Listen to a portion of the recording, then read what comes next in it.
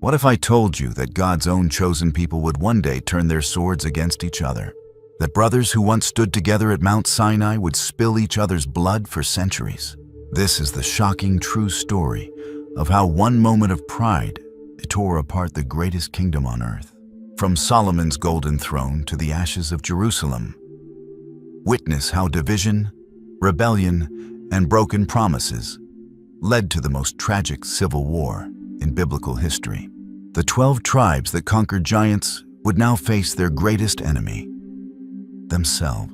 Prepare to discover the hidden prophecies, political intrigue, and divine judgments that split God's kingdom in two and changed the course of history forever. This is not just ancient history. It's a warning that echoes through the ages. The great kingdom that David built and Solomon expanded was starting to crack. What began as a golden age was slowly turning into something darker. Solomon needed money, lots of it, for his grand building projects. The magnificent temple, his luxurious palace, and cities across the land all required resources that the kingdom had never spent before. 1 Kings chapter 4 tells us about Solomon's system. He divided Israel into 12 districts, each responsible for providing food and supplies for the royal court for 1 month every year. But this was just the beginning. The king also demanded something that would create deep wounds in his people's hearts. As we read in 1 Kings chapter 5, verse 13, King Solomon conscripted laborers from all Israel, 30,000 men. These weren't volunteers. These were fathers, sons, and brothers forced to leave their families and work on the king's projects. The text continues. He sent them off to Lebanon in shifts of 10,000 a month, so that they spent 1 month in Lebanon and 2 months at home. Imagine being torn away from your farm, your family, your life, to cut down trees in a foreign land. The northern tribes felt this burden more heavily than anyone else. While Judah seemed to receive special treatment, the other tribes watched their men disappear into forced labor gangs month after month. But it didn't stop there. 1 Kings chapter 9, verse 21, reveals an even harsher reality. Their descendants remaining in the land, whom the Israelites could not exterminate. These Solomon conscripted for his slave labor force, as it is to this day. Solomon had created a system of permanent slavery within God's chosen people. The Bible tells us in 1 Kings chapter 5, verse 15, that Solomon also had 70,000 carriers and 80,000 stonecutters in the hills. Think about those numbers. That's 150,000 men working just on construction projects. Add the 30,000 cutting trees in Lebanon, and you have almost 200,000 men taken away from their normal lives. Every family in Israel felt this burden. Mothers watched their sons march away. Wives said goodbye to husbands who might not return for months. Children grew up barely knowing their fathers. The kingdom that was supposed to be blessed by God was becoming a place where families were torn apart for the king's glory. Solomon's troubles didn't begin with money or labor. They started in his heart. The king who once asked God for wisdom was now making choices that would destroy everything his father David had built spiritually. As 1 Kings chapter 11 opens, we see the root of the problem. King Solomon, however, loved many foreign women besides Pharaoh's daughter: Moabites, Ammonites, Edomites, Sidonians, and Hittites. These weren't just marriages. They were spiritual disasters waiting to happen. God had been clear about this. As verse 2 reminds us, they were from nations about which the Lord had told the Israelites, "You must not intermarry with them, because they will surely turn your hearts after their gods." Nevertheless, Solomon held fast to them in love. The Bible tells us in verse 3 just how far this went. He had 700 wives of royal birth and 300 concubines, and his wives led him astray. 700 wives and 300 concubines. Each marriage was probably a political alliance, but each one also brought foreign gods into the heart of Israel. And that's exactly what happened. Verse 4 tells us the tragic truth. As Solomon grew old, his wives turned his heart after other gods, and his heart was not fully devoted to the Lord his God, as the heart of David, his father, had been. Picture this scene. The man who built God's temple was now building altars to false gods. Verse 7 shows us just how far he fell. On a hill east of Jerusalem, Solomon built a high place for Chemosh, the detestable god of Moab, and for Moloch, the detestable god of the Ammonites. Chemosh demanded child sacrifice. Molech required babies to be burned alive. These weren't just different religions. These were demons that demanded the blood of innocents. And Solomon, the wisest man on earth, was building places where his wives could worship these evil spirits.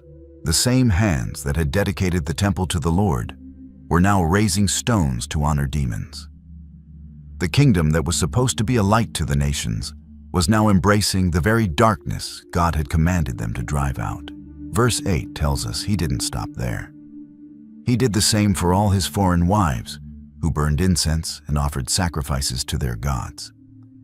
The smell of burning sacrifices to false gods was rising from the hills around Jerusalem, mixing with the smoke from God's temple.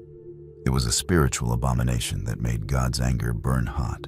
God's patience has limits, and Solomon had crossed them.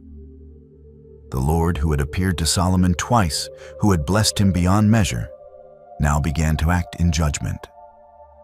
1 Kings chapter 11, verse 14 tells us what happened next. Then the Lord raised up against Solomon an adversary, Hadad the Edomite, from the royal line of Edom. This wasn't random political trouble. This was divine judgment in action. Hadad had a personal reason to hate Solomon. Years earlier, when David conquered Edom, his commander Joab had tried to kill every male in the country. But Hadad was just a boy then, and some Edomite officials had rescued him and fled to Egypt. The Bible tells us in verses 17 to 18 what happened. But Hadad, still only a boy, fled to Egypt with some Edomite officials who had served his father. They set out from Midian and went to Paran. Then, taking people from Paran with them, they went to Egypt, to Pharaoh, king of Egypt, who gave Hadad a house and land and provided him with food. Now Hadad was grown, married to Pharaoh's sister-in-law, and had a son. But he never forgot what David's army had done to his people. When he heard that both David and Joab were dead, he asked Pharaoh to let him return home, as verse 22 records. Then Pharaoh said to him, "But what have you lacked here with me that you want to go back to your own country?" "Nothing," Hadad replied, "but do let me go." But God wasn't finished. Verse 23 introduces us to another enemy. And God raised up against Solomon another adversary, Rezon son of Eliada, who had fled from his master, Hadadezer, king of Zobah. Rezon gathered men around him and became leader of a rebel band. When David defeated Hadadezer, Rezon escaped and eventually took control of Damascus. The Bible tells us in verse 25 that Rezon was Israel's adversary as long as Solomon lived, adding to the trouble caused by Hadad. So Rezon ruled in Aram and was hostile toward Israel. These weren't just political problems. They were signs that God's favor was lifting from Solomon's kingdom. The same God who had given Solomon peace on all sides was now allowing enemies to rise up and trouble him. The kingdom that once made other nations tremble was now being attacked from multiple directions. God rarely acts without warning, and he was about to send a message that would change everything. The messenger was a prophet named Ahijah from Shiloh, and his target was a young man named Jeroboam. Jeroboam wasn't just anybody. 1 Kings chapter 11 verse 28 tells us, "Now Jeroboam was a man of standing, and when Solomon saw how well the young man did his work, he put him in charge of the whole labor force of the tribes of Joseph." This was the man Solomon trusted to oversee the forced labor of Ephraim and Manasseh, two of the most powerful northern tribes. Jeroboam saw firsthand how the people suffered under Solomon's harsh policies. He watched families torn apart, saw men worked to exhaustion, witnessed the growing anger in the northern tribes. But God had different plans for Jeroboam, as verses 29 to 30 describe the scene. About that time, Jeroboam was going out of Jerusalem, and Ahijah the prophet of Shiloh met him on the way, wearing a new cloak. The two of them were alone out in the country, and Ahijah took hold of the new cloak he was wearing and tore it into 12 pieces. Picture this moment. Two men alone on a dusty road, and suddenly the prophet grabs his new robe and rips it apart. This wasn't just dramatic. This was prophecy in action. In those days, when a prophet acted out a message, it meant God was about to make it happen. Then Ahijah spoke the words that would reshape history, as recorded in verse 31. "Take 10 pieces for yourself. For this is what the Lord, the God of Israel, says. See, I am going to tear the kingdom out of Solomon's hand and give you 10 tribes. But God wasn't being unfair to David's family. Verses 32 to 33 explain why this was happening. But for the sake of my servant David and the city of Jerusalem, which I have chosen out of all the tribes of Israel, he will have 1 tribe. I will do this because they have forsaken me and worshipped Ashtoreth, the goddess of the Sidonians, Chemosh, the god of the Moabites, and Moloch, the god of the Ammonites, and have not walked in obedience to me, nor done what is right in my eyes, nor kept my decrees and laws as David, Solomon's father, did." The message was clear and shocking. God himself was going to split his people's kingdom, and he was giving 10 tribes to this young labor supervisor. But it wouldn't happen immediately. God still honored his promise to David. When Solomon heard about Ahijah's prophecy, his reaction was swift and deadly. As 1 Kings chapter 11 verse 40 tells us, Solomon tried to kill Jeroboam, but Jeroboam fled to Egypt, to Shishak the king, and stayed there until Solomon's death. Think about what this meant. The man who had been wise enough to settle disputes between mothers, who had impressed the Queen of Sheba with his understanding, was now so threatened by a prophecy that he was willing to murder one of his own officials. But this also revealed something about Solomon's spiritual condition. A king who truly trusted God wouldn't be afraid of prophecy. He would seek to understand God's will and repent if necessary. Instead, Solomon's first instinct was violence. The wise king had become a paranoid tyrant. Jeroboam was smart, though. He knew that if God had chosen him, no human king could stop it. So he ran to the one place Solomon couldn't reach him, Egypt. There, under Pharaoh Shishak's protection, he waited. This wasn't just a political escape. This was faith in action. Jeroboam believed God's word enough to risk everything. He left his position of authority, his comfortable life in Jerusalem, his family and friends. He became an exile in a foreign land, trusting that the Lord who had spoken through Ahijah would make good on his promise. Egypt was an interesting choice of refuge. This was the same country that had enslaved Israel for 400 years. But now, it became a place of safety for a future king of Israel. God works in mysterious ways, sometimes using even former enemies to accomplish his purposes. Years passed. Jeroboam lived as a refugee in Pharaoh's court, watching and waiting.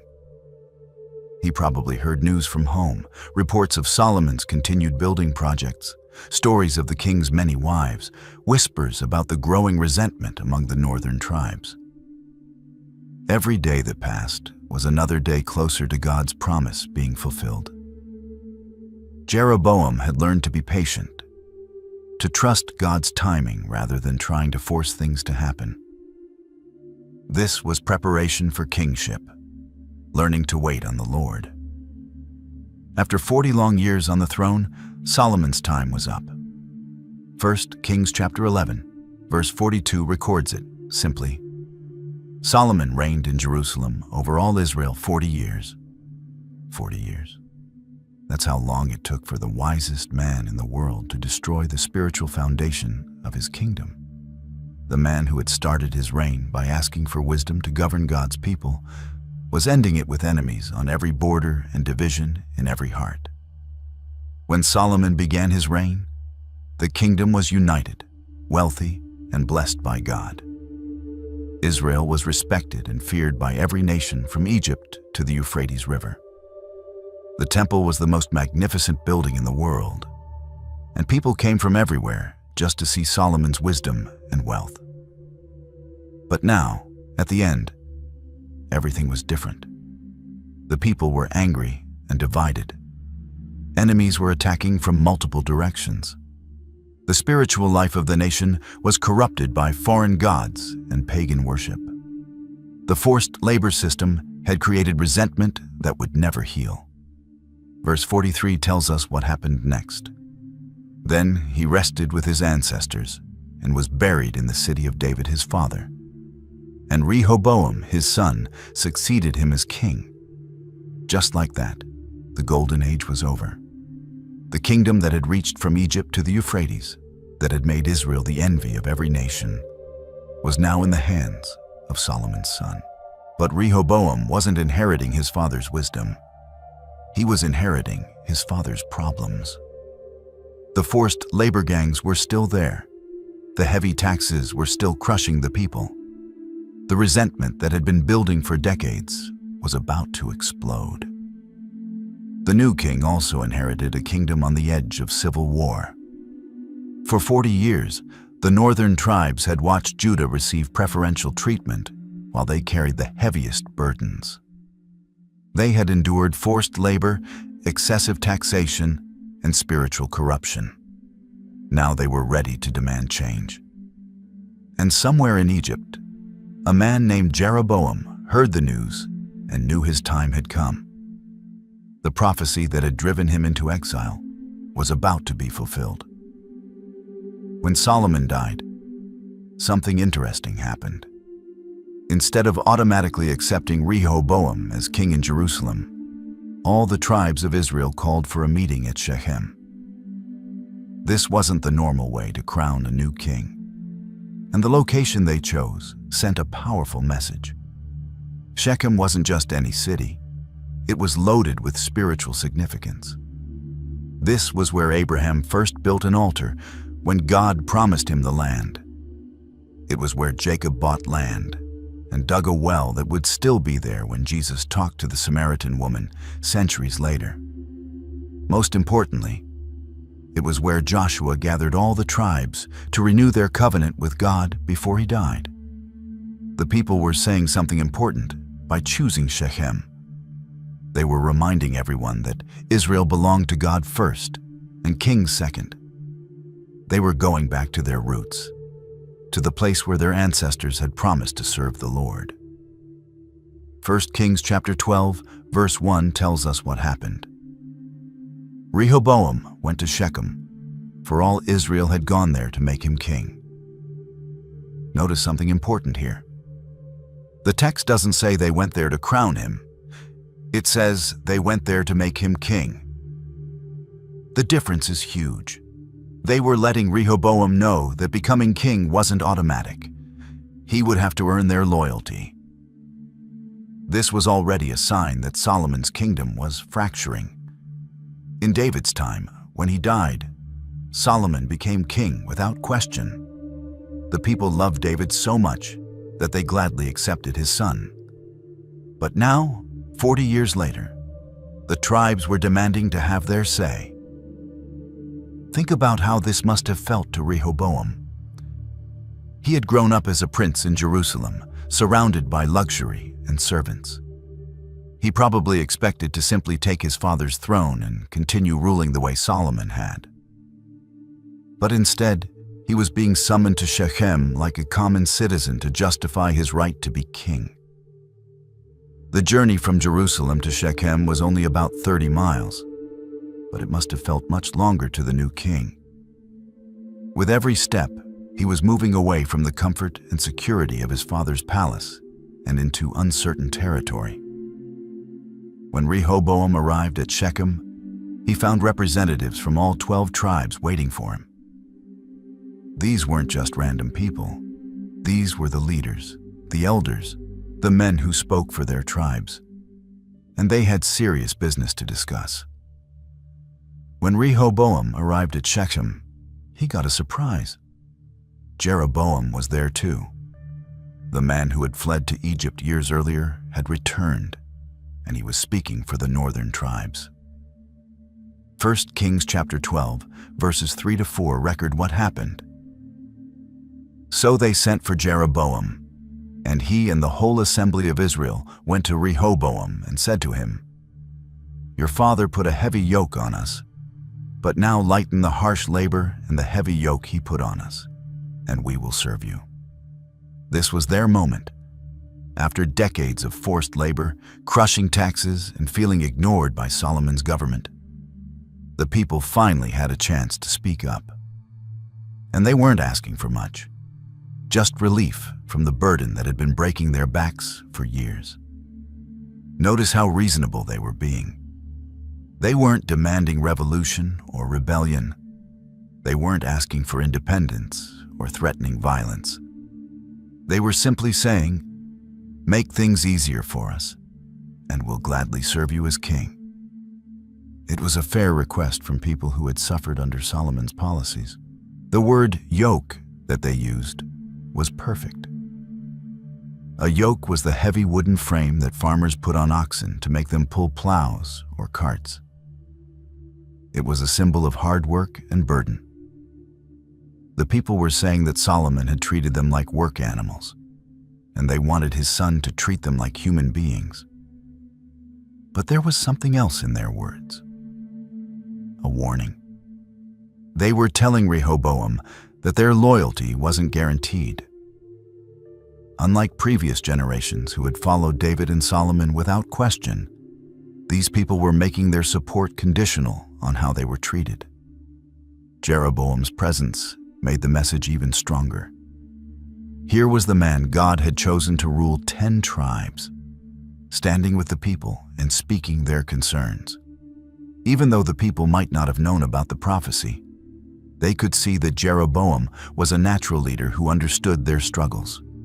Rehoboam asked for 3 days to think about it. As verse 5 tells us, Rehoboam answered, "Go away for 3 days and then come back to me." So the people went away. 3 days. That's all the time the new king had to make the most important decision of his reign.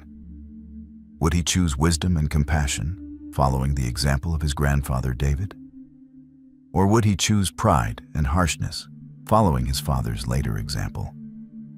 The future of God's kingdom hung in the balance. 12 tribes were watching and waiting.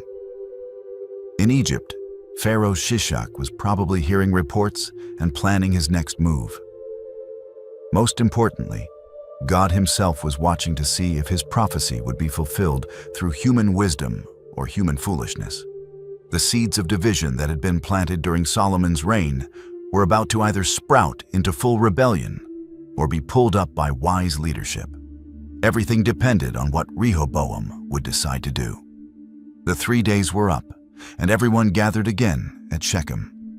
Rehoboam had spent those days asking for advice, and now he had to give his answer. The future of the entire kingdom hung on what he would say next. First, Rehoboam had talked to the older men who had served his father Solomon. 1 Kings chapter 12 verse 7 tells us what they said.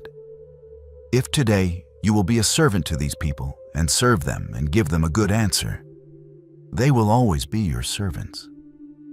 These wise old men understood something important. Real leadership means serving the people, not just ruling over them. They had watched Solomon's kingdom grow angry and divided, and they knew the only way to heal it was through kindness and understanding. But Rehoboam also talked to his young friends, the men who had grown up with him in the palace. These young advisors had never known hardship or struggle. They had lived their whole lives surrounded by luxury and power. 1 Kings chapter 12, verses 10 to 11, record their terrible advice. The young men who had grown up with him replied, "These people have said to you, 'Your father put a heavy yoke on us, but make our yoke lighter.' Now tell them, 'My little finger is thicker than my father's waist. My father laid on you a heavy yoke. I will make it even heavier. My father scourged you with whips. I will scourge you with scorpions.'" Think about how arrogant this advice was. Instead of showing mercy to suffering people, they wanted Rehoboam to boast about making things worse. Instead of healing the kingdom's wounds, they wanted him to tear them open even wider. When the people returned on the third day, Rehoboam made his choice.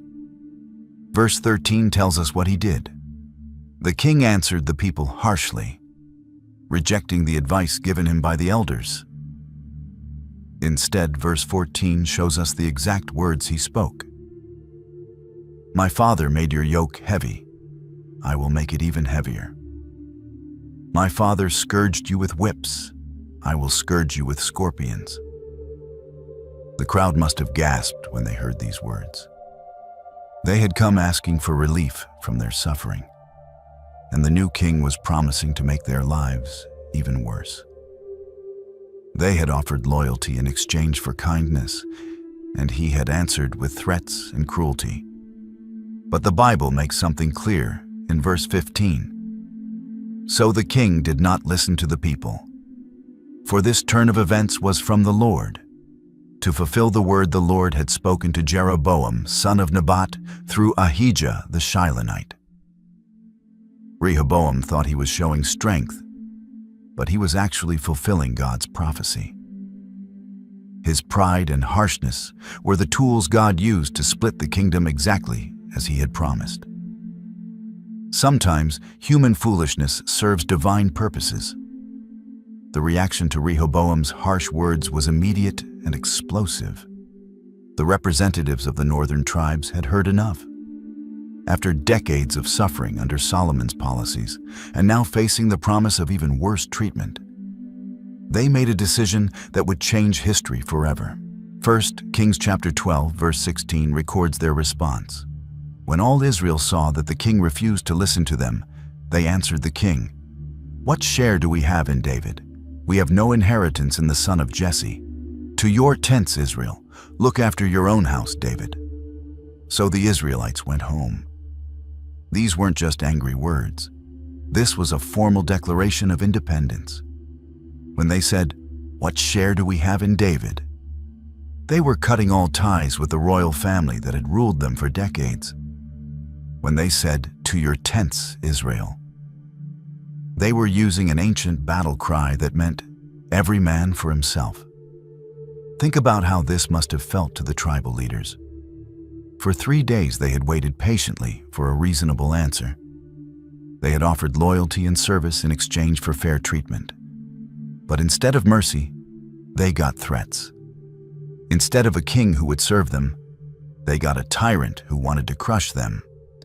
The phrase, "Look after your own house, David," was particularly stinging. They were telling Rehoboam that he could be king of his own family if he wanted, but they were done being part of his kingdom. The unity that David had built through love and respect was being destroyed by his grandson's pride and cruelty. As the tribal representatives left Shechem and returned to their territories, they carried news that would spread like wildfire. The northern tribes were free from Rehoboam's rule. After 40 years of heavy taxation and forced labor under Solomon, and now facing even worse treatment under his son, they had chosen independence over oppression. But verse 17 shows us that not everyone joined the rebellion. But as for the Israelites who were living in the towns of Judah, Rehoboam still ruled over them. The tribe of Judah Rehoboam's own people remained loyal.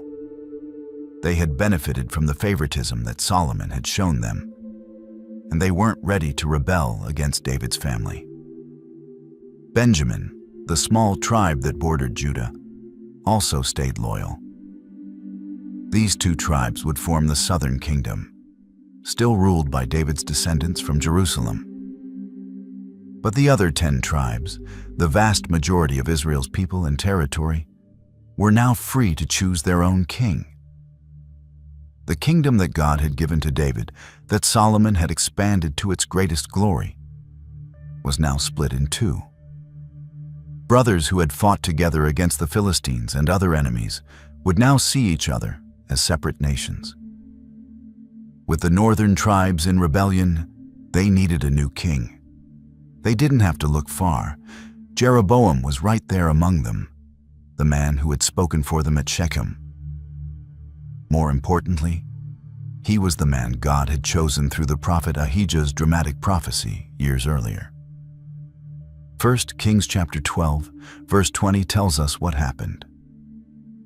When all the Israelites heard that Jeroboam had returned, they sent and called him to the assembly and made him king over all Israel.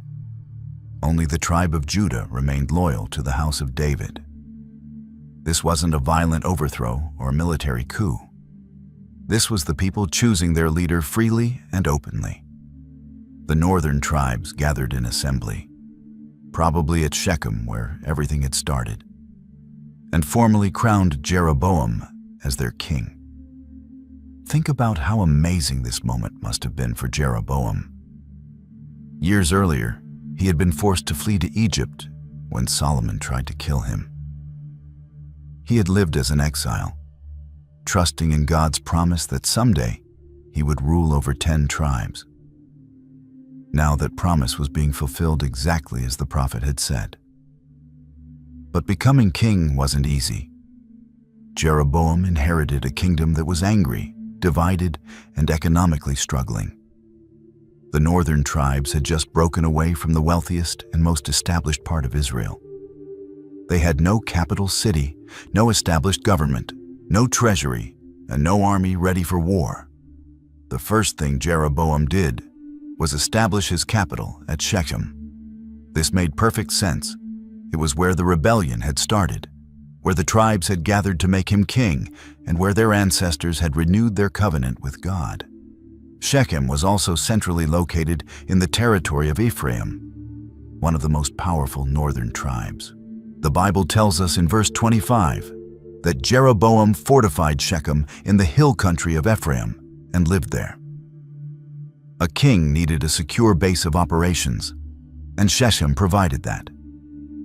But Jeroboam also did something else that showed his strategic thinking. From there, he went out and built up Penuel. Penuel was located east of the Jordan River, in the territory that the tribes of Gad, Reuben, and half of Manasseh had settled. By fortifying Penuel, Jeroboam was showing that his kingdom included not just the tribes west of the Jordan, but also those on the eastern side. He was making sure all 10 tribes knew they were part of his new kingdom. But even as Jeroboam celebrated his rise to power, he faced a serious problem.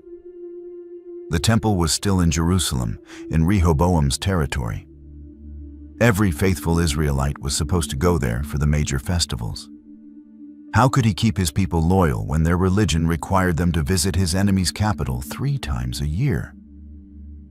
Back in Jerusalem, Rehoboam was dealing with the shock of losing most of his kingdom. The young king who had expected to rule over all 12 tribes now controlled only 2. His harsh words at Shechem had cost him 80% of his territory and people. His first instinct was to solve the problem with force. 2 Chronicles chapter 11, verse 1 tells us what he did. When Rehoboam arrived in Jerusalem, he mustered Judah and Benjamin, 180,000 able young men, to go to war against Israel and to regain the kingdom for Rehoboam. 180,000 soldiers. That was an enormous army for those days. Rehoboam was planning a full-scale invasion to force the northern tribes back under his rule. He probably thought that if he could win a few quick battles, the rebels would submit and the kingdom would be reunited. But Rehoboam had forgotten something important. This division wasn't just about politics or economics. God himself had torn the kingdom apart through the prophecy given to Jeroboam. And God wasn't going to let human armies stop his plan. Just as Rehoboam was preparing for war, God sent a prophet named Shemaiah with a message. Verse 2 tells us what happened. But this word of God came to Shemaiah, the man of God. The message was clear and direct, as recorded in verse 4. This is what the Lord says. Do not go up to fight against your fellow Israelites. Go home, every one of you, for this is my doing. Think about how hard this message must have been for Rehoboam to hear. He had just lost most of his kingdom, and now God was telling him he couldn't even try to get it back. The prophet was saying that the division was God's will, not just a political rebellion that could be fixed with military force. But the message wasn't just for Rehoboam, it was for all the soldiers too. Shemaiah called the northern tribes your fellow Israelites, reminding everyone that this wasn't a war against foreign enemies. These were brothers who would be fighting brothers, children of Abraham, killing children of Abraham. The Bible tells us in verse 4 what happened next. So they obeyed the word of the Lord and went home again, as the Lord had ordered. This was remarkable. A king ready for war, with a huge army assembled, simply sent everyone home because a prophet said so. This showed that even though the kingdom was divided politically, many people still recognized God's authority. They understood that no human king, not even David's grandson, had the right to fight against what God had clearly decreed. Rehoboam's army went home, and the northern tribes remained independent. The division that had started with harsh words at Shechem was now confirmed by divine command. There would be no quick military solution to reunite the kingdom. Even though Rehoboam's army had gone home, Jeroboam still faced a serious problem. The temple was in Jerusalem, in enemy territory. But God's law required all Israelite men to come there for 3 major festivals every year: Passover, Pentecost, and the Feast of Tabernacles. 1 Kings chapter 12, verse 26 shows us Jeroboam's worry. Jeroboam thought to himself, the kingdom will now likely revert to the house of David. He could see the danger clearly. If his people kept going to Jerusalem to worship, they would be reminded of their old loyalty to David's family. They might decide to rejoin Rehoboam's kingdom. Verse 27 reveals his fear. If these people go up to offer sacrifices at the temple of the Lord in Jerusalem, they will again give their allegiance to their Lord, Rehoboam, king of Judah. They will kill me and return to King Rehoboam. So Jeroboam made a decision that would have terrible consequences for generations. Instead of trusting God to keep his promise, instead of finding a way to remain faithful while being politically independent, he chose to create his own religion. Verse 28 tells us what he did. After seeking advice, the king made 2 golden calves. He said to the people, "It is too much for you to go up to Jerusalem. Here are your gods, Israel, who brought you up out of Egypt." Golden calves. The same type of idol that had gotten Israel in trouble at Mount Sinai when Moses was receiving the 10 Commandments. Jeroboam was repeating one of the worst mistakes in his people's history. But he tried to make it sound reasonable. He told the people it was too much for them to travel to Jerusalem. He was offering them convenience instead of faithfulness. He even claimed these golden calves were the gods who had rescued them from Egypt, trying to connect his idols to Israel's real history. Verse 29 shows us where he put these false gods. One he set up in Bethel and the other in Dan. This was clever politically. Bethel was in the south of his kingdom, close to the border with Judah, while Dan was far in the north. People from all over the northern kingdom could worship at one of these sites without having to travel as far as Jerusalem. But it wasn't just about location, it was about control. Verse 31 tells us he went even further. Jeroboam built shrines on high places and appointed priests from all sorts of people, even though they were not Levites. God had commanded that only men from the tribe of Levi could serve as priests. But Jeroboam ignored this rule and appointed anyone he wanted. This meant he could control the religious system completely, making sure the priests would support his political goals instead of following God's laws. The kingdom that was supposed to worship the one true God now had two false gods, illegal priests, and worship centers that violated everything Moses had taught them. With both kingdoms now established, each needed a proper capital city. Jerusalem remained the seat of power for Rehoboam and the southern kingdom of Judah. This made sense.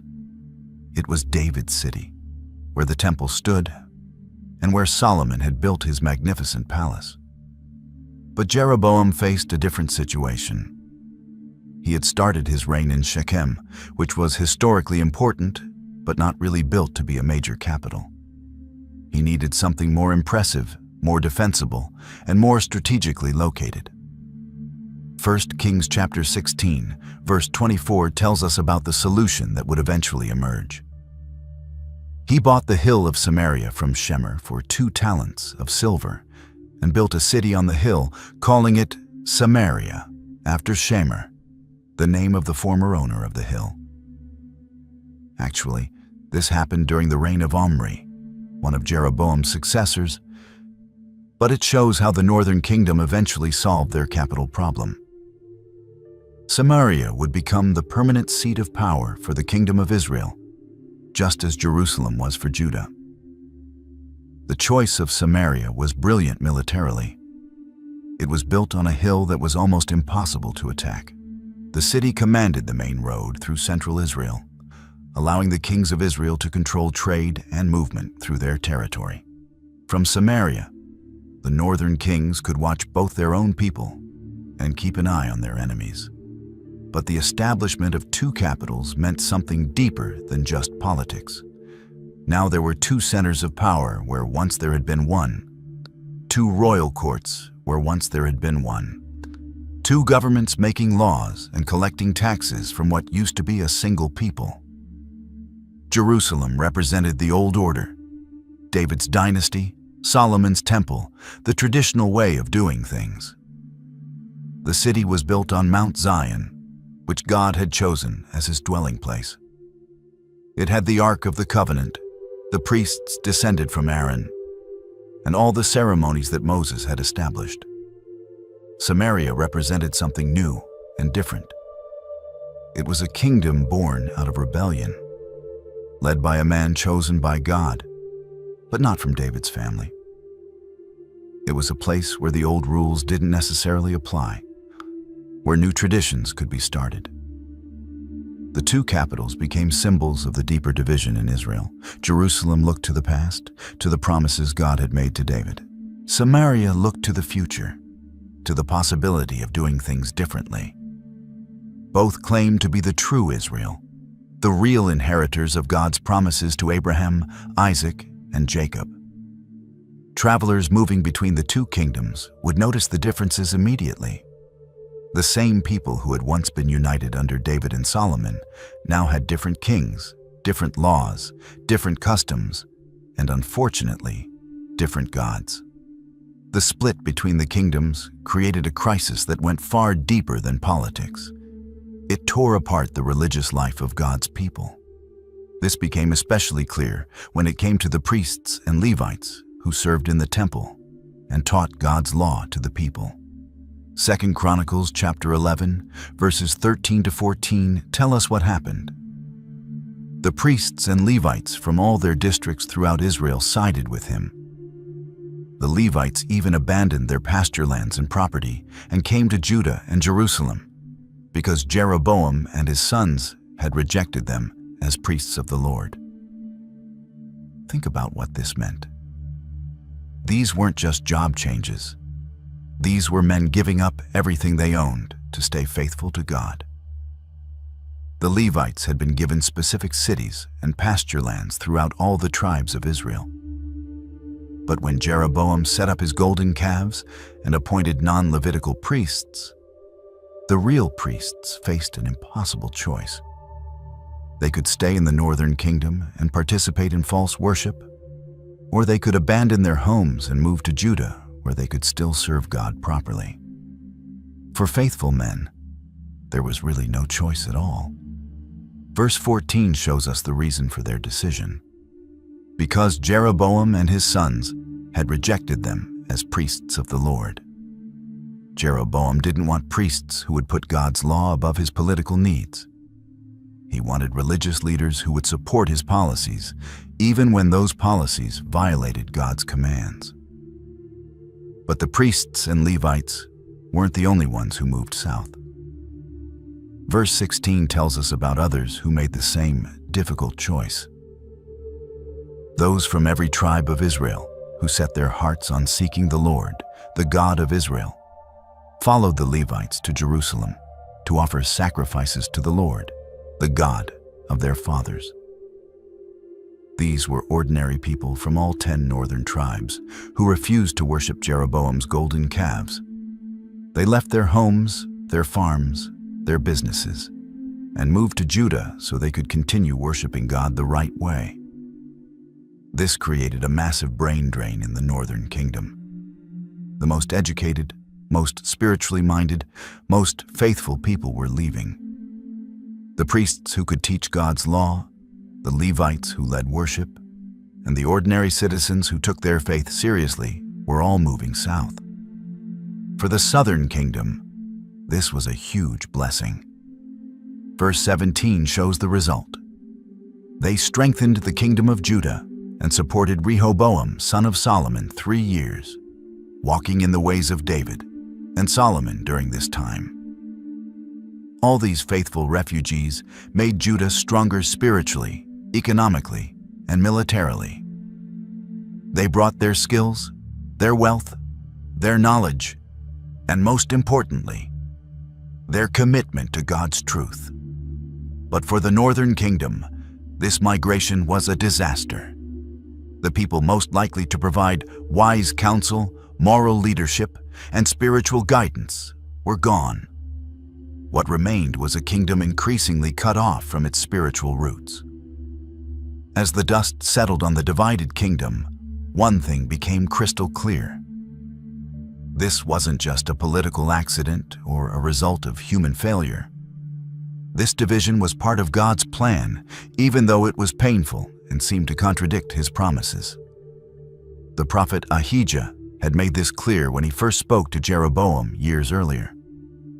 In 1 Kings chapter 11, verses 31 to 32, God had said through the prophet, "See, I am going to tear the kingdom out of Solomon's hand and give you 10 tribes. But for the sake of my servant David and the city of Jerusalem, which I have chosen out of all the tribes of Israel, he will have 1 tribe." God wasn't acting randomly or in anger. He was fulfilling justice while still keeping his promises. Solomon had turned away from God, embraced false religions, and oppressed his people. The kingdom needed to be judged for these sins. But God had also made an eternal promise to David that his family would always have a kingdom. So even in judgment, God preserved Judah and Benjamin for David's sake. The promise wasn't broken. It was being worked out in a way that served both justice and mercy. 1 Kings chapter 12, verse 15 makes this divine purpose absolutely clear. So the king did not listen to the people, for this turn of events was from the Lord, to fulfill the word the Lord had spoken to Jeroboam, son of Nebat, through Ahijah, the Shilonite. Even Rehoboam's foolish decision to be harsh with the people was part of God's plan. The young king thought he was showing strength, but he was actually being used by God to fulfill prophecy. Human pride and divine purpose came together to split the kingdom exactly as God had foretold. This didn't excuse Rehoboam's cruelty or Jeroboam's idolatry.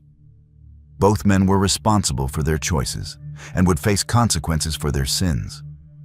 But it did show that God can work even through human failure to accomplish His purposes. The division also served another purpose. It preserved a faithful remnant.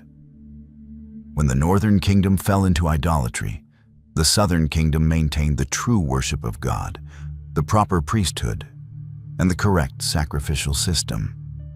The temple in Jerusalem continued to function as God had commanded, even though fewer people could come to worship there. Through all the political chaos, military threats, and religious confusion, God remained in control. The kingdom that looked like it was falling apart was actually being reshaped according to divine wisdom. The unity that seemed lost was being preserved in a different form, not as one political entity, but as two kingdoms that would each play their part in God's larger plan for His people. The promises to Abraham, Isaac, and Jacob weren't canceled. They were being fulfilled in a new and unexpected way. The kingdom was divided, but God's purposes would continue to unfold through both Israel and Judah until the day when a greater king from David's line would reunite not just the tribes, but all the nations of the earth. Once the kingdom split, peace became a distant memory. The two new nations that had once been united under David and Solomon now faced each other as enemies. Brothers who had fought side by side against the Philistines were now preparing to fight each other. 1 Kings chapter 14 verse 30 tells us the sad reality. There was continual warfare between Rehoboam and Jeroboam. This wasn't just political tension or occasional disputes. This was constant, ongoing conflict that lasted throughout both their reigns. Think about what this meant for ordinary people. Farmers near the border never knew when soldiers might come through their fields. Merchants traveling between the kingdoms faced checkpoints, taxes, and the constant threat of being treated as enemy spies. Families that had relatives on both sides of the border found themselves torn apart by politics. The warfare wasn't just about major battles. It was about 1,000 smaller conflicts. Border towns changed hands repeatedly. Raiding parties from both sides would cross into enemy territory to steal cattle, burn crops, and capture prisoners. Each kingdom claimed territories that the other kingdom said belonged to them. 2 Chronicles chapter 12 verse 15 confirms this state of constant conflict. There was war between Rehoboam and Jeroboam throughout their reigns. Neither king could establish secure control over disputed areas because the other was always ready to challenge any expansion. The saddest part was that both sides knew they were fighting their own brothers. These weren't foreign enemies with different languages and religions. These were the same people who had once celebrated the same festivals, worshipped at the same temple, and served under the same kings. But pride and political necessity kept the fighting going. Rehoboam couldn't accept that he had lost most of his father's kingdom. Jeroboam couldn't allow Rehoboam to reclaim any territory, knowing that success might encourage other tribes to return to David's family. Every small victory by one side was seen as a threat by the other. Every raid demanded revenge. Every captured town required a counterattack. The cycle of violence that started with harsh words at Shechem had become a way of life for both kingdoms. The constant warfare also prevented both kingdoms from reaching their full potential. Instead of building trade relationships with other nations, developing their agriculture, or strengthening their cities, both kings had to spend their resources on armies and fortifications. While Rehoboam and Jeroboam were busy fighting each other, a much bigger threat was watching from the south. Pharaoh Shishak of Egypt had been following the division of Israel with great interest. He remembered when Jeroboam had lived in his court as a refugee, and he saw an opportunity to expand Egyptian power. In Rehoboam's 5th year as king, Shishak decided to act. 2 Chronicles chapter 12, verse 2 tells us what happened. Because they had been unfaithful to the Lord, Shishak, king of Egypt, attacked Jerusalem in the 5th year of King Rehoboam. This wasn't a small raid. This was a massive invasion. Verse 3 describes the size of Shishak's army. With 1,200 chariots and 60,000 horsemen and the innumerable troops of Libyans, Sukkites and Cushites that came with him from Egypt. 1,200 chariots. In those days, chariots were like tanks, the most advanced military technology available. Egypt had always been famous for its chariots, and now they were rolling toward Jerusalem with the largest chariot force anyone in Israel had ever seen. But the invasion wasn't just about military power. It was divine judgment. The people of Judah had started following the same path as the northern kingdom, turning away from God and embracing foreign religions. Shishak's invasion was God's way of getting their attention. A prophet named Shemaiah came to Rehoboam and the leaders of Judah with a clear message. As recorded in verse 5, "Then the prophet Shemaiah came to Rehoboam and to the leaders of Judah who had assembled in Jerusalem for fear of Shishak. And he said to them, 'This is what the Lord says, you have abandoned me. Therefore I now abandon you to Shishak.'" The message hit home. Verse 6 tells us their response. The leaders of Israel and the king humbled themselves and said, "The Lord is just." They recognized that this invasion wasn't just bad luck. It was the consequence of their unfaithfulness to God. Because of their repentance, God showed mercy. But the damage was already done. Verse 9 describes what Shishak took from Jerusalem. When Shishak, king of Egypt, attacked Jerusalem, he carried off the treasures of the temple of the Lord and the treasures of the royal palace. He took everything, including the gold shield Solomon had made. All the wealth that Solomon had accumulated, the gold, the precious objects, the magnificent shields, was now in Egyptian hands. The temple that had been the most beautiful building in the world was stripped of its treasures. The kingdom that had once been the envy of all nations was now impoverished and humiliated. When Rehoboam died, his son Abijah became king of Judah. Unlike his father, who had eventually accepted the division of the kingdom, Abijah believed he had the right to rule over all 12 tribes. This led to the largest battle yet between the brother kingdoms. 2 Chronicles chapter 13 verse 3 describes the massive armies that faced each other. Abijah went into battle with an army of 400,000 able fighting men, and Jeroboam drew up a battle line against him with 800,000 able troops. 800,000 soldiers from Israel against 400,000 from Judah. This wasn't a border skirmish. This was total war. Nearly every able-bodied man in both kingdoms must have been involved in this conflict. The battle took place at Mount Zemaraim, which was in the hill country of Ephraim. Before the fighting started, Abijah climbed up on the mountain and gave a speech that every soldier could hear.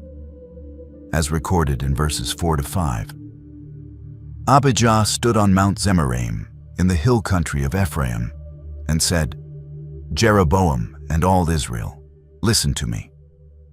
Don't you know that the Lord, the God of Israel, has given the kingship of Israel to David and his descendants forever by a covenant of salt?"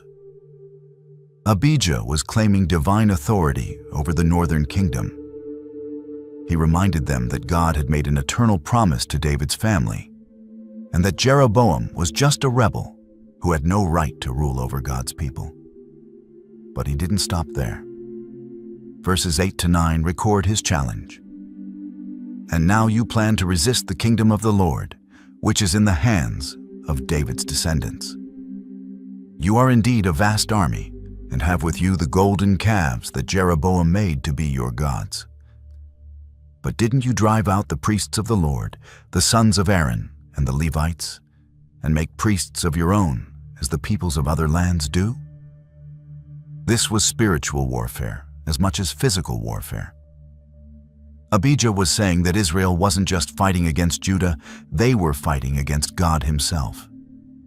He pointed out their false gods and their illegal priests as proof that they had abandoned the true faith. The battle itself was a disaster for Israel, despite their numerical advantage. Verse 17 tells us the outcome. Abijah and his army inflicted heavy losses on them, so that there were 500,000 casualties among Israel's able men. 500,000 dead. This was one of the bloodiest battles in the entire Bible. The northern kingdom lost more than half its army in a single day. Families throughout Israel received news that their fathers, sons, and brothers would never come home. Verse 18 explains why Judah won. The Israelites were subdued on that occasion, and the people of Judah were victorious because they relied on the Lord, the God of their ancestors. After Abijah's great victory, his son Asa became king of Judah. But Asa learned an important lesson from his father's war with Israel. Military strength was essential for survival. The northern kingdom was still there, still angry, and still dangerous. 2 Chronicles chapter 14 verse 8 tells us about Asa's army. Asa had an army of 300,000 men from Judah, equipped with large shields and with spears, and 280,000 from Benjamin, armed with small shields and with bows. All these were brave, fighting men. 580,000 soldiers. Asa had built one of the largest armies in Judah's history. He understood that the days when the 12 tribes could live together in peace were over. Now each kingdom needed to be ready for war at any moment. But Asa didn't just build an army, he also fortified his cities. Verses 6 to 7 describe his building projects. He built up the fortified cities of Judah, since the land was at peace and no one was at war with him. During those years, for the Lord gave him rest. "Let us build up these towns," he said to Judah, "and put walls around them, with towers, gates, and bars. The land is still ours, because we have sought the Lord our God. We sought him, and he has given us rest on every side." So they built and prospered. Think about what this meant. A king of God's people was spending huge amounts of money and labor, building walls and fortifications to protect his cities from his own brothers. The unity that David had created was now completely gone, replaced by the constant threat of war. Asa also recognized that military strength alone wasn't enough. Verse 4 tells us about his spiritual reforms. He commanded Judah to seek the Lord, the God of their ancestors, and to obey his laws and commands. The king understood that God's blessing was more important than military power. But he also understood that God expected his people to be prepared and not just rely on miracles.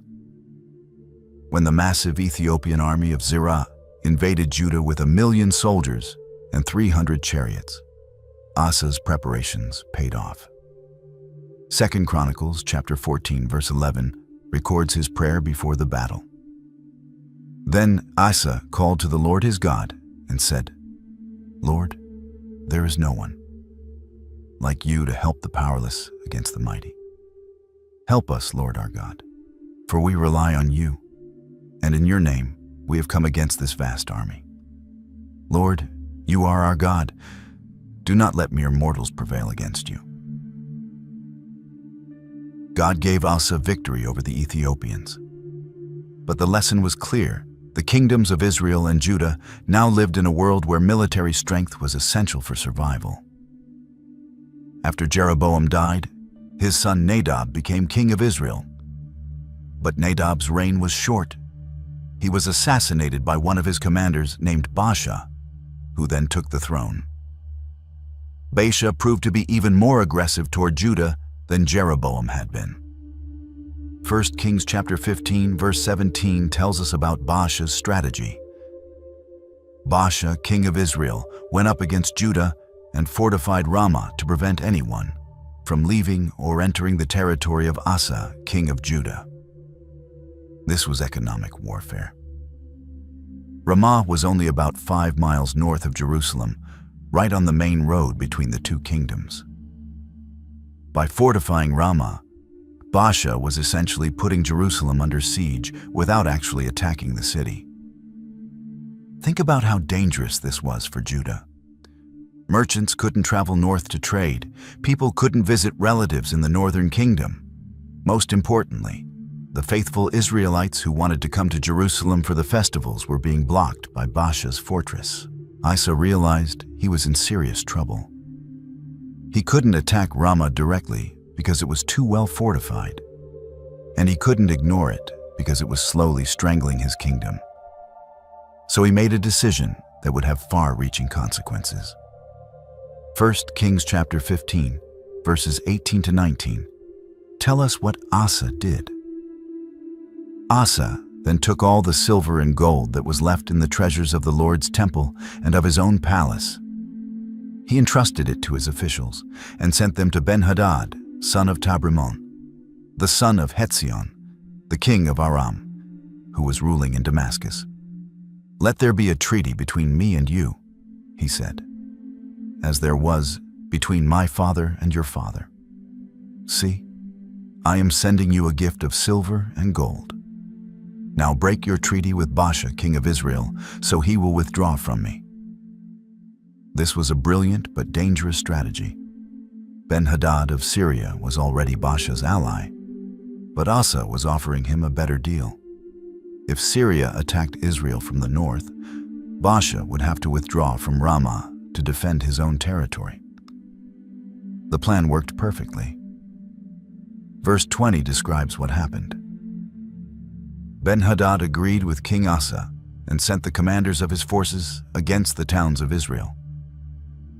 He conquered Ijon, Dan, Abel-Beth-Maachah, and all Kinnereth, in addition to Naphtali.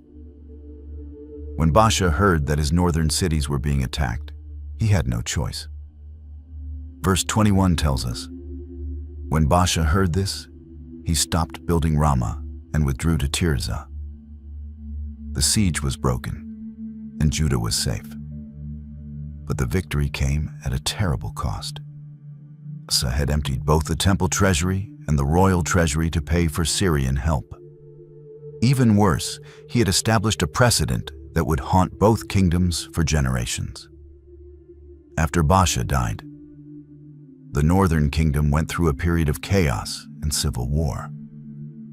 But eventually, a military commander named Omri seized power and established the most powerful dynasty Israel had ever known.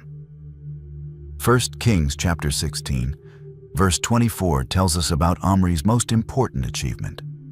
He bought the hill of Samaria from Shemer for 2 talents of silver and built a city on the hill, calling it Samaria, after Shemer, the name of the former owner of the hill. Samaria wasn't just another city. It was a masterpiece of military engineering. Built on a hill that rose 300 feet above the surrounding valley, it was almost impossible to capture. The city had strong walls, plenty of water, and commanded all the major roads through central Israel. But Omri's most significant achievement was his son Ahab, who became one of the most powerful kings Israel ever had. 1 Kings chapter 16 verse 30 tells us about Ahab's character. Ahab, son of Omri, did more evil in the eyes of the Lord than any of those before him. Ahab married Jezebel, a princess from Sidon, and she brought her Baal worship into Israel. This wasn't just about adding another false god to Jeroboam's golden calves. This was about replacing God entirely with a foreign religion. Under Ahab, the northern kingdom became stronger militarily and economically than it had ever been before. The magnificent capital of Samaria rivaled Jerusalem in beauty and exceeded it in defensive strength. Israel had allies with powerful nations like Sidon and was becoming a major regional power. This created a new dynamic between the kingdoms. For the first time since the split, Israel was clearly stronger than Judah. The northern kingdom no longer looked like a collection of rebellious tribes. It looked like a legitimate nation that could stand on its own. But the religious situation was getting worse, not better. While Judah maintained the temple worship and the legitimate priesthood, Israel was embracing paganism more completely than ever before. The division wasn't just political anymore. It was becoming a conflict between true religion and false religion. 1 Kings chapter 16, verse 33 summarizes Ahab's spiritual impact. Ahab also made an Asherah pole and did more to arouse the anger of the Lord, the God of Israel. Then did all the kings of Israel before him. The northern kingdom was becoming stronger in every way, except the most important one. Its relationship with God was deteriorating rapidly. When Asa died, his son Jehoshaphat became king of Judah. Unlike his father, who had viewed Israel as an enemy, Jehoshaphat believed that the two kingdoms should work together against their common enemies. This seemed like wisdom, but it led to serious problems. 2 Chronicles chapter 18 verse 1 tells us about Jehoshaphat's strategy. Now Jehoshaphat had great wealth and honor, and he allied himself with Ahab by marriage. A marriage alliance. Jehoshaphat arranged for his son Jehoram to marry Athaliah, who was either Ahab's daughter or sister. This was supposed to create peace between the kingdoms and unite them against external threats. The alliance led to a joint military campaign against Syria. Verses 28 to 29 describe how the two kings went into battle together. So the king of Israel and Jehoshaphat, king of Judah, went up to Ramoth-Gilead. The king of Israel said to Jehoshaphat, "I will enter the battle in disguise, but you wear your royal robes." So the king of Israel disguised himself and went into battle. This battle was a disaster. Ahab was killed, and the alliance fell apart. But the marriage connection remained, and it would bring terrible consequences to Judah in the next generation. Later, Jehoshaphat tried another alliance with Ahab's son, Ahaziah. 2 Chronicles chapter 20 verse 35 tells us. Later, Jehoshaphat, king of Judah, made an alliance with Ahaziah, king of Israel, whose ways were wicked. This time they planned to build ships together and trade with distant lands. But verse 37 shows us what happened. Then Eleazar, son of Dodavahu of Mareshah, prophesied against Jehoshaphat, saying, "Because you have made an alliance with Ahaziah, the Lord will destroy what you have made." The ships were wrecked and were not able to set sail for trading. God clearly disapproved of these alliances. Even though Jehoshaphat was a righteous king who genuinely wanted to serve God, his attempts to cooperate with the wicked kings of Israel brought divine judgment. The problem wasn't political, it was spiritual. The northern kingdom had completely abandoned true worship of God, and any alliance with them meant compromising with false religion.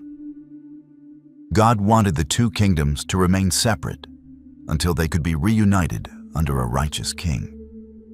The Omri dynasty came to a violent end when God sent a prophet to anoint a military commander named Jehu as the new king of Israel. Jehu's revolution was swift, brutal, and complete. 2 Kings chapter 9 verse 24 describes how Jehu killed King Joram of Israel. Then Jehu drew his bow and shot Joram between the shoulders. The arrow pierced his heart, and he slumped down in his chariot. But Jehu didn't stop there. He also killed Ahaziah, the king of Judah, who happened to be visiting Israel at the time. Then he killed Jezebel, throwing her from a window. After that, he murdered all 70 sons of Ahab's family, eliminating any possible rivals to his throne. 2 Kings chapter 10 verse 11 tells us about the scope of Jehu's purge. So Jehu killed everyone in Jezreel who remained of the house of Ahab, as well as all his chief men, his close friends, and his priests, leaving him no survivor. This wasn't just a change of government. This was the complete destruction of everything connected to the previous dynasty. Anyone who had served Ahab, supported him, or was related to him was killed. Jehu also targeted the religious system that Ahab and Jezebel had established. 2 Kings chapter 10, verse 28 records his actions against Baal worship. So Jehu destroyed Baal worship in Israel. He gathered all the prophets and priests of Baal into their temple, pretending to worship with them, then had them all killed and destroyed the temple completely. This revolution sent shockwaves through both kingdoms. In Judah, Athaliah, who was Ahab's daughter and had married into the royal family, seized power when her son Ahaziah was killed. She tried to murder all the royal family and rule as queen. The violence that had started with Jehu's revolution in Israel had now spread to Judah. For 6 years, David's dynasty was almost extinct, saved only by a baby prince named Joash, who was hidden in the temple. The revolution showed how completely the two kingdoms had become enemies. Political changes in one kingdom immediately affected the other, usually through violence and bloodshed. The unity that had once existed under David and Solomon was now just a memory. Both kingdoms were learning that division brought not just political problems, but also instability, violence, and the constant threat of civil war. The brother nations that should have been supporting each other were instead destroying each other, one generation at a time, far to the northeast, in the land between the Tigris and Euphrates rivers. A new empire was rising that would change everything. The Assyrians had been a regional power for centuries, but now they were becoming the most feared military force the world had ever seen. 2 Kings chapter 15 verse 19 gives us our first glimpse of this threat. Then Pul, king of Assyria, invaded the land, and Menahem gave him 1,000 talents of silver to gain his support, strengthen his own hold on the kingdom. Pul was also known as Tiglath-Pileser III, and he was the king who turned Assyria into a world-conquering empire. When he invaded Israel, King Menahem didn't even try to fight. He immediately paid tribute. 1,000 talents of silver was an enormous amount of money, enough to bankrupt most kingdoms. But paying tribute didn't buy safety. It just made Assyria stronger and marked Israel as a weak nation that could be easily conquered. Verse 20 tells us how Menahem raised this massive payment. Menahem exacted this money from Israel. Every wealthy person had to contribute 50 shekels of silver to be given to the king of Assyria. So the king of Assyria withdrew and stayed in the land no longer. Think about what this meant. The wealthy people of Israel were being forced to pay protection money to a foreign empire. The northern kingdom that had once been proud and independent was now a puppet state, surviving only because it could buy its way out of trouble. The Assyrian threat created a strange situation for both Israel and Judah. For the first time since the kingdom divided, they faced an enemy that was bigger and more dangerous than either of them alone. This should have brought them together, but decades of hatred and mistrust made cooperation almost impossible. 2 Kings chapter 16 verse 7 shows us how this played out. Ahaz sent messengers to say to Tiglath-Pileser, king of Assyria, "I am your servant and vassal. Come up and save me out of the hand of the king of Aram and of the king of Israel, who are attacking me." This was King Ahaz of Judah, begging the Assyrians to protect him from his own brothers in Israel. Instead of the two kingdoms uniting against their common enemy, they were asking that enemy to help them fight each other. The Assyrians were clever enough to use this division to their advantage. They would make alliances with one kingdom against the other, then betray both when it suited their purposes. What should have been Israel and Judah's greatest strength, their shared heritage and faith, had become their greatest weakness. The prophet Isaiah watched these events and understood what was really happening. In Isaiah chapter 7 verse 9, he warned, "If you do not stand firm in your faith, you will not stand at all." The divided kingdoms were learning that political maneuvering couldn't replace trust in God. While the Assyrian threat was growing stronger, the northern kingdom was growing weaker spiritually. The golden calves that Jeroboam had set up at Dan and Bethel were just the beginning. Now, Israel was embracing every false religion they could find. 2 Kings chapter 17, verses 9 to 10, describe how bad things had become. The Israelites secretly did things against the Lord their God that were not right. From watchtower to fortified city, they built themselves high places in all their towns. They set up sacred stones and Asherah poles on every high hill and under every spreading tree. Every hill had become a place of idol worship. Every town had its own collection of false gods. The people who were supposed to worship only the God of Abraham, Isaac, and Jacob were now bowing down to pieces of wood and stone. But it wasn't just about wrong worship. It was about wrong living. Verse 17 tells us about even more terrible practices. They sacrificed their sons and daughters in the fire. They practiced divination and sought omens, and sold themselves to do evil in the eyes of the Lord, arousing his anger. Child sacrifice. The Israelites were burning their own children alive to please false gods like Moloch. Parents who should have been protecting their sons and daughters were instead offering them as human sacrifices. This was the ultimate rejection of everything God had taught them. The prophets kept warning them to stop, but nobody listened. Verse 13 shows us how patient God had been. The Lord warned Israel and Judah through all his prophets and seers. Turn from your evil ways. Observe my commands and decrees in accordance with the entire law that I commanded your ancestors to obey, and that I delivered to you through my servants, the prophets. God had sent prophet after prophet to call his people back to the right path. Men like Elijah and Elisha had performed amazing miracles to prove that the Lord was the true God. But the kings and people of Israel refused to listen. Verse 14 explains their stubborn response. But they would not listen and were as stiff-necked as their ancestors, who did not trust in the Lord, their God. The northern kingdom had reached the point where they didn't want to hear from God anymore. They preferred their false gods because those gods didn't demand righteousness or justice.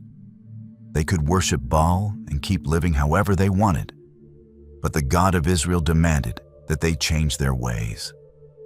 King after king led the people deeper into spiritual darkness. They made alliances with pagan nations and adopted their religions. They oppressed the poor and ignored God's laws about justice and mercy. They turned the northern kingdom into everything God had warned them not to become. Even as Israel spiraled toward destruction, God didn't give up on his people. He sent some of the greatest prophets in history to warn both kingdoms about what was coming if they didn't repent. Hosea was one of these prophets, and God gave him a very personal way to understand Israel's unfaithfulness. Hosea chapter 1 verse 2 records God's strange command. When the Lord began to speak through Hosea, the Lord said to him, "Go, marry a promiscuous woman and have children with her. For like an adulterous wife, This land is guilty of unfaithfulness to the Lord. God told Hosea to marry a woman who would be unfaithful to him, so he could understand how God felt when Israel worshipped other gods. Through his own heartbreak, Hosea learned to speak with the voice of a betrayed husband, calling his wife to come home. In Hosea chapter 11, verses 1 through 2, God spoke through the prophet with deep emotion. When Israel was a child, I loved him, and out of Egypt I called my son. But the more they were called, the more they went away from me. They sacrificed to the Baals, and they burned incense to images. This wasn't the voice of an angry judge. This was the voice of a heartbroken father watching his children destroy themselves. God remembered how he had rescued Israel from slavery in Egypt, how he had cared for them in the wilderness, how he had given them the promised land. And now they were throwing it all away for false gods. Another prophet, Amos, focused on the social injustice that was destroying Israel from within. Amos chapter 5, verse 12, lists their crimes. For I know how many are your offenses and how great your sins. There are those who oppress the innocent and take bribes and deprive the poor of justice in the courts. The rich were getting richer by cheating the poor. Judges were taking bribes to rule against honest people. The powerful were using their positions to steal from those who couldn't defend themselves. This wasn't just economic inequality.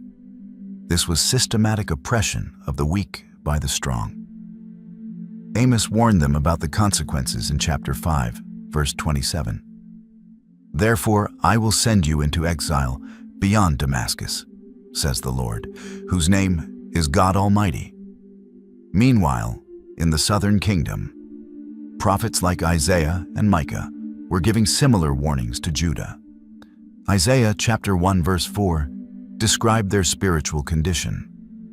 Woe to the sinful nation, a people whose guilt is great, a brood of evildoers, children given to corruption. They have forsaken the Lord. They have spurned the Holy One of Israel and turned their backs on him. Isaiah saw that Judah was following the same path as Israel. They might still have the temple and the proper priests, but their hearts were far from God. They were going through the motions of religion while living like pagans. Micah gave one of the clearest warnings about what God really wanted from his people. Micah chapter 6 verse 8 cuts through all the religious confusion. He has shown you, O mortal, what is good. And what does the Lord require of you? To act justly and to love mercy and to walk humbly with your God. Justice, mercy, and humility. These were the things God cared about most. But both kingdoms were practicing injustice, cruelty, and pride.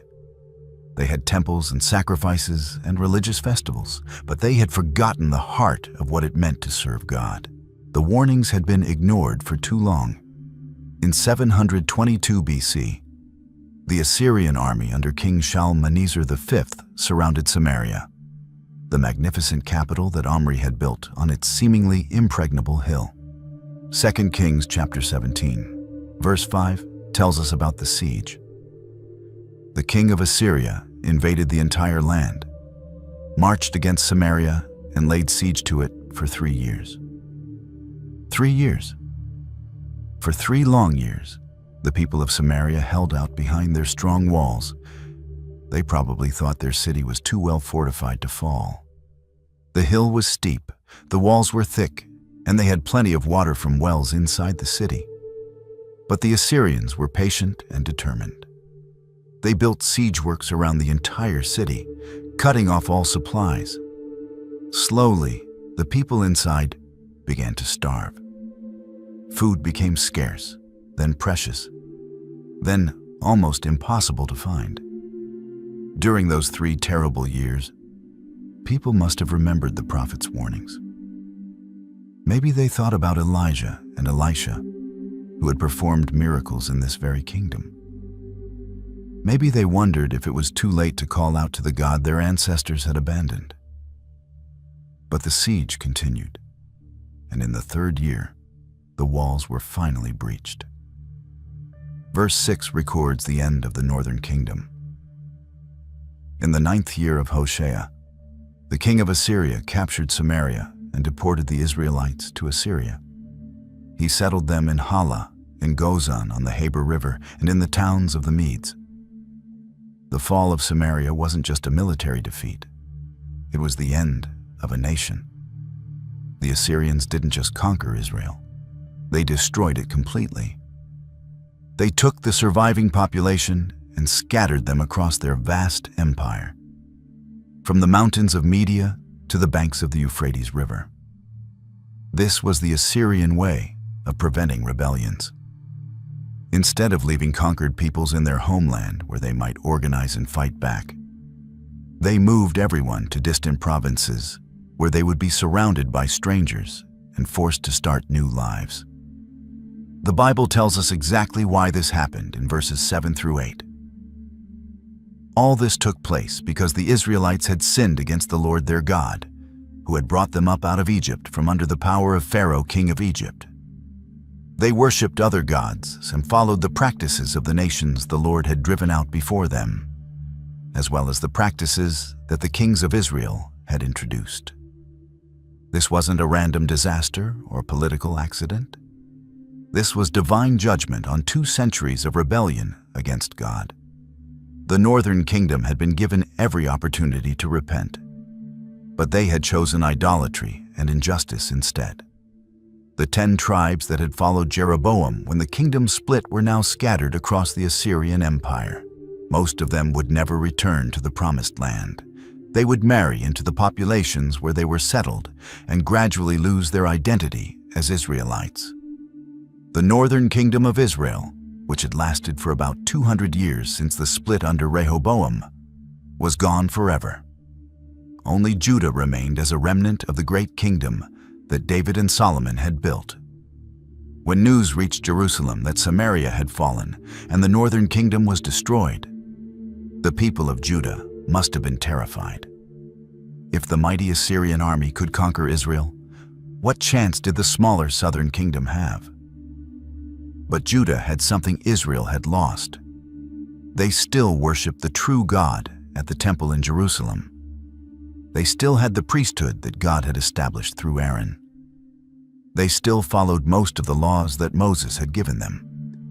And God was not ready to destroy the city he had chosen or abandon the promises he had made to David.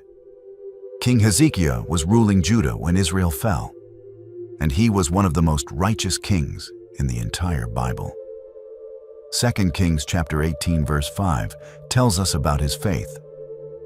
Hezekiah trusted in the Lord, the God of Israel. There was no one like him among all the kings of Judah, either before him or after him. When the Assyrian army came south to attack Jerusalem, Hezekiah didn't panic or try to make political alliances. Instead, he went to the temple and prayed. 2 Kings chapter 19 verse 15 records his prayer.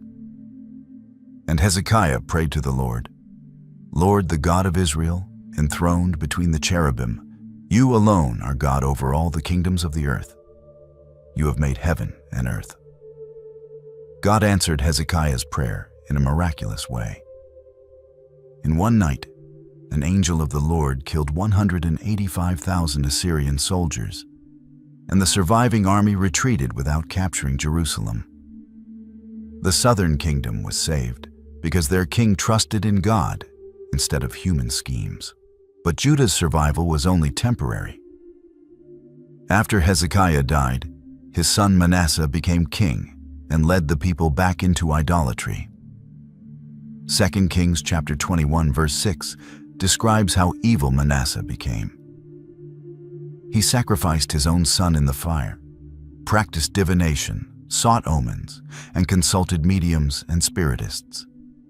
He did much evil in the eyes of the Lord, arousing his anger. For 55 years, Manasseh ruled Judah and undid all the good that his father Hezekiah had done. He filled Jerusalem with idols, murdered innocent people, and even put pagan altars inside God's temple. Later, King Josiah tried to reform the kingdom and bring the people back to God. 2 Kings chapter 23, verse 25 tells us about his efforts. Neither before nor after Josiah was there a king like him who turned to the Lord as he did, with all his heart and with all his soul and with all his strength, in accordance with all the law of Moses. Josiah tore down the idols, destroyed the pagan altars, and even found a copy of God's law that had been lost in the temple. For a while, it looked like Judah might be saved from the same fate that had destroyed Israel. But it was too late. The people went through the motions of reform, but their hearts hadn't really changed. As soon as Josiah died, they went back to their old ways of idolatry and injustice. God spoke through the prophet Jeremiah to explain why judgment was still coming. Jeremiah chapter 15, verse 4 records God's decision. I will make them abhorrent to all the kingdoms of the earth because of what Manasseh son of Hezekiah, king of Judah, did in Jerusalem. The sins of Manasseh's long reign had poisoned the southern kingdom so deeply that even Josiah's reforms couldn't heal the damage. Judah had survived Israel's fall by 135 years, but their time was running out. A new empire was rising in the east. Babylon had overthrown the Assyrians and was now the dominant power in the world. King Nebuchadnezzar of Babylon was even more ambitious than the Assyrian kings had been. He wanted to control everything from India to Egypt.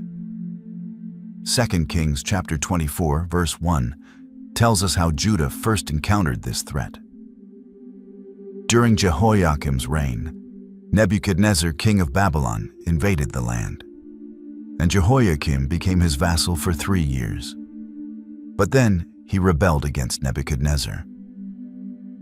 At first, King Jehoiakim of Judah tried the same strategy that had worked with Assyria.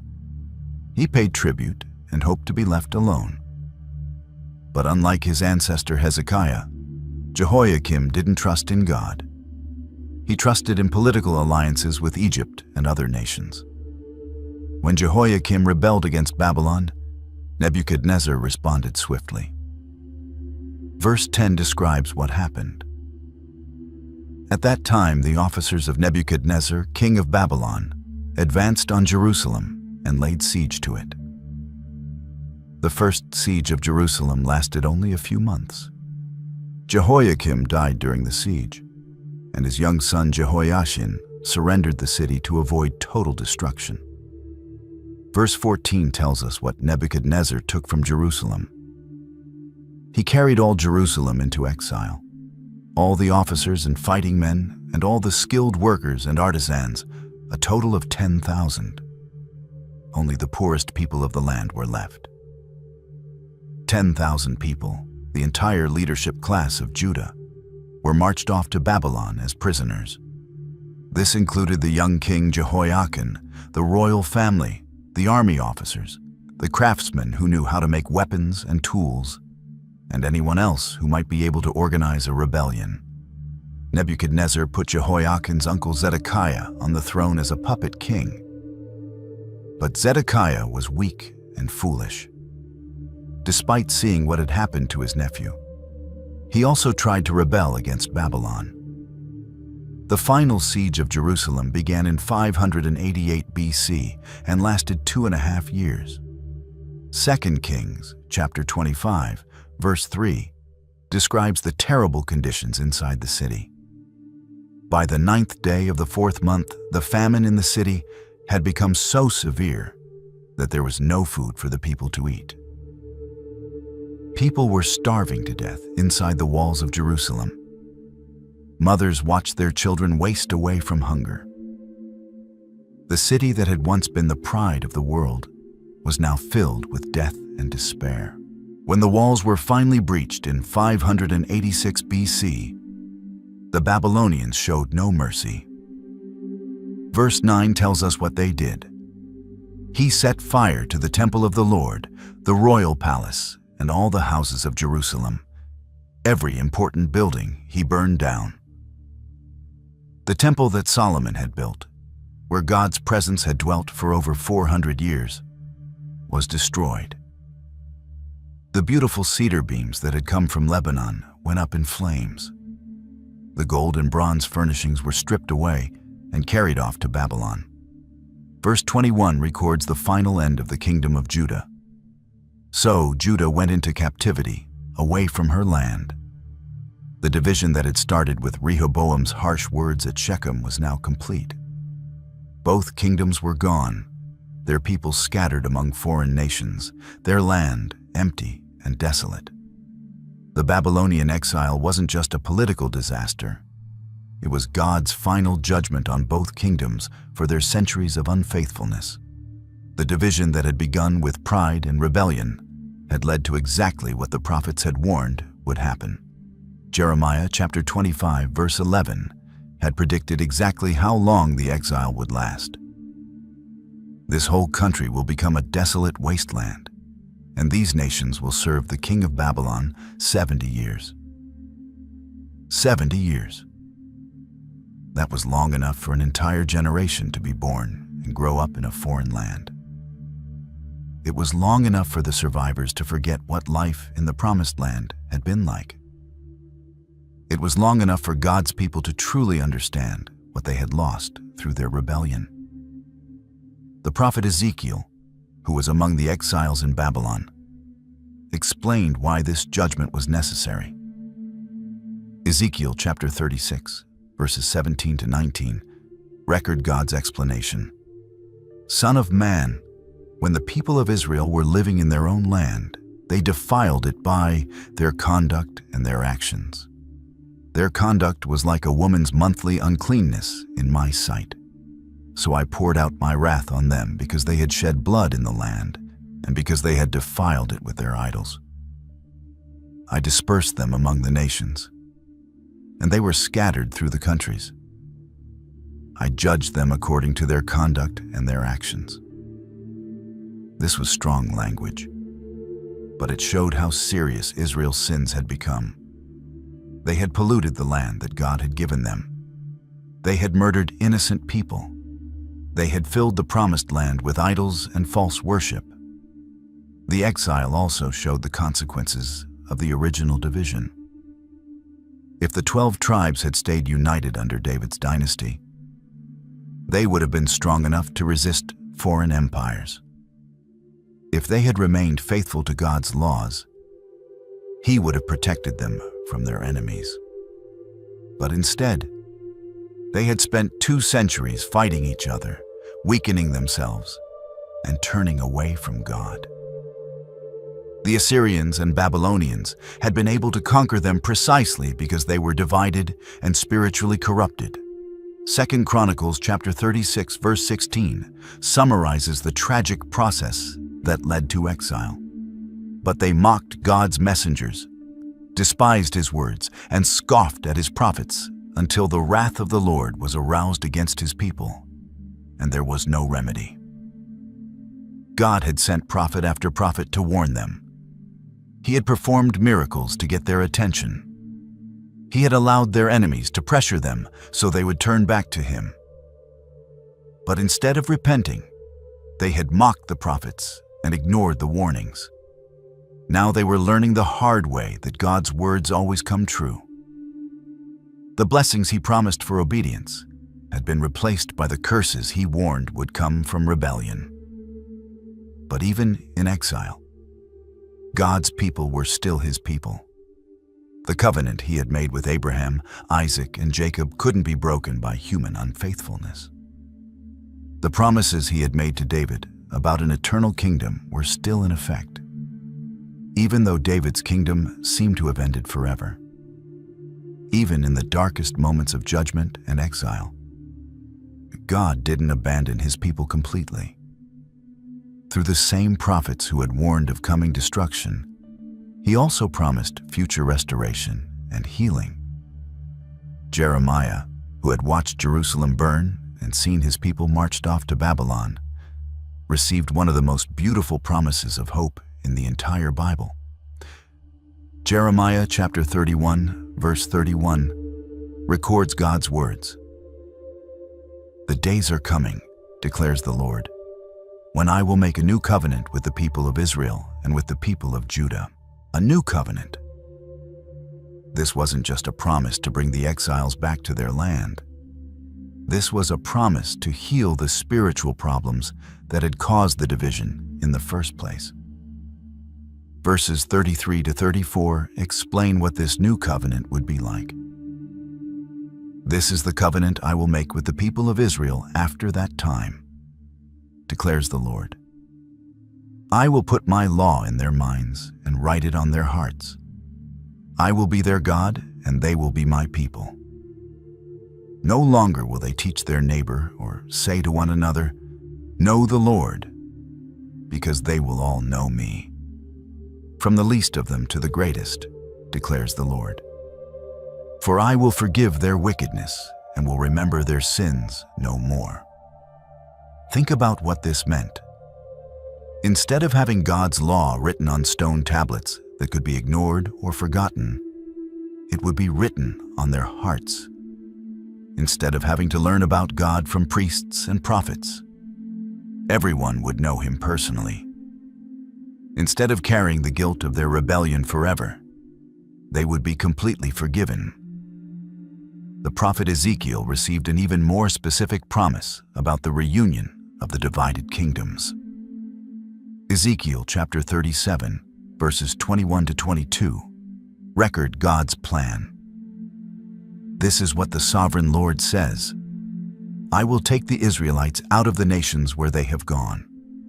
I will gather them from all around and bring them back into their own land. I will make them one nation in the land, on the mountains of Israel. There will be one king over all of them, and they will never again be two nations or be divided into two kingdoms. One nation, one king." The division that had torn God's people apart for centuries would finally be healed. The northern tribes that had been scattered by the Assyrians and the southern tribes that had been exiled by the Babylonians would be brought back together. But this reunited kingdom wouldn't be ruled by just any king. Verse 24 identifies who this king would be. "My servant David will be king over them, and they will all have one shepherd.